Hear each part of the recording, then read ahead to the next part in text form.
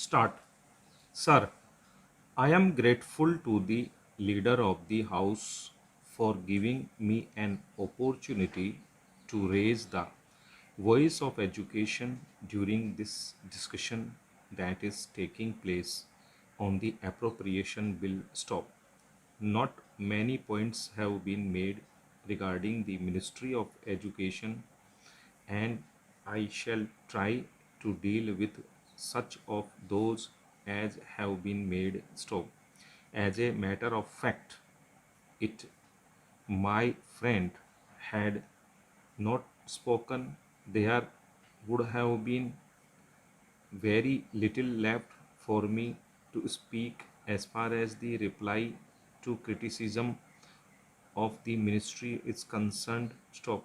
Before I go on to the subject, the marathon attack by my friend as made on the Council of Scientific and Industrial Research and by implications possibly on the Vice President of the Council, I would like to deal with some of the other criticisms which have been made about the question of growing deterioration in the quality of education and about the problem of education. Stop.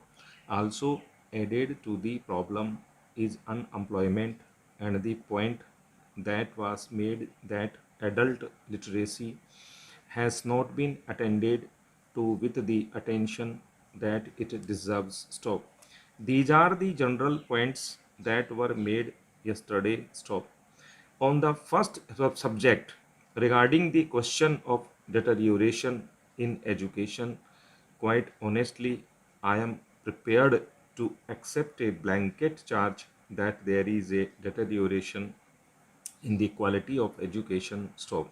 What I would concede is that there has been a very fast increase in enrollment at all stages of education, and the extent to which we have been able to balance the increase in enrollment with the required increase in equipment, buildings, accommodation, laboratories, and the needed experienced teaching personnel has not been adequate. Stop. But that I am afraid is one of the inevitable penalties of rapid growth. Stop era.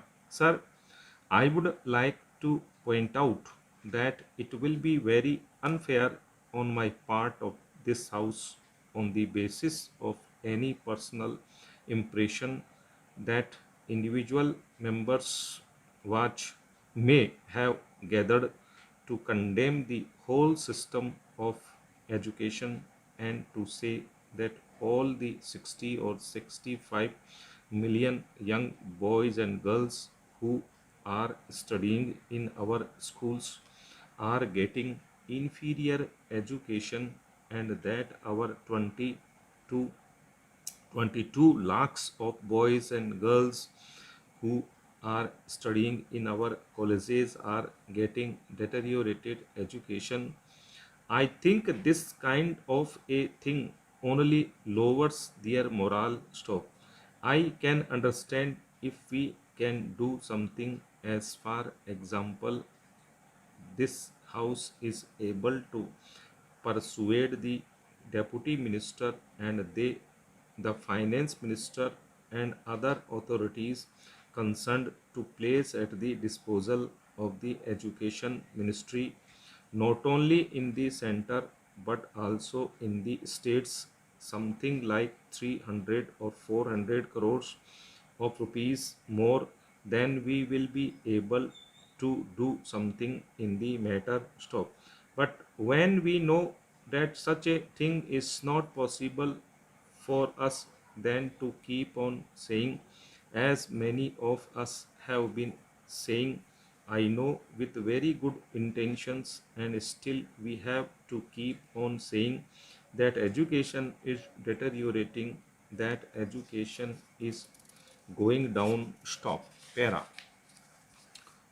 Sir, I humbly suggest that we are adding to the demoralization of our student community, making them feel that what they are getting in their schools and colleges is not worthwhile, and therefore adding to their sense of frustration and possibly adding also to the necessary dissatisfaction in this country. Stop.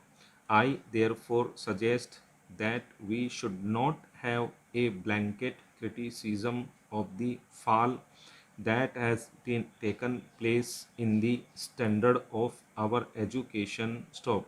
We are aware that the standards have not been what you would like them to be. Stop.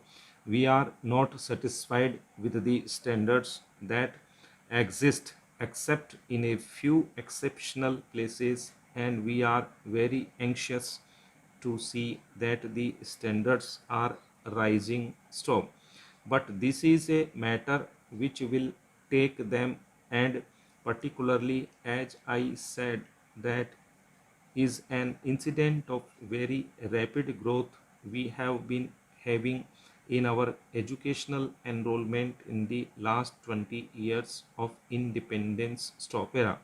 Then, sir, there is the question of how far education contributes to unemployment. Stop. I must say straight away, especially if I may, for a moment, as an economist, that education by itself does not contribute to unemployment. Stop. Employment is generated by economic development, by investment, by the pattern of investment, by the nature of investment by which the investment is undertaken, the purchasing power available in the hands of the people, etc. Stop. Education by itself does not lead to unemployment. Stop. What happens is that those who are educated also share in the lack of employment opportunities, which are primarily the result of the lack of accelerated economic growth in the country. Stop. The educationally unemployed are much more vocal and also are more frustrated than those who are uneducated, because the educated people have made an investment of lot of their time and money in bettering their equipment and skills, and naturally they feel so upset if they are not able to get jobs. Stop. There is no doubt about it. Stop. That is a very seldom problem of educated unemployment, and the government is seized of the problem. Stop. But I do not say that we have not got a rough and ready solution for that problem. Stop. I think in due course we will be able to do something about this problem and try to reduce, if not eliminate altogether, this burden of educated unemployment. Stop. But one point I will concede. Stop. As a matter of fact, that has been a scheme which has been in existence for a very long time, and it has been put into effect that they are placing something like 1100 engineers and diploma holders for apprenticeship possibly last year, and the same scheme is also being conducted this year. Stop. But again I have another problem. Stop era. After the apprentices are placed in some work for a year and they are released from the apprenticeship, there is not guarantee that they will get employment after they finish their period of apprenticeship. Stop. Some of them expect that they will get employment in the same place, which is not possible. Stop.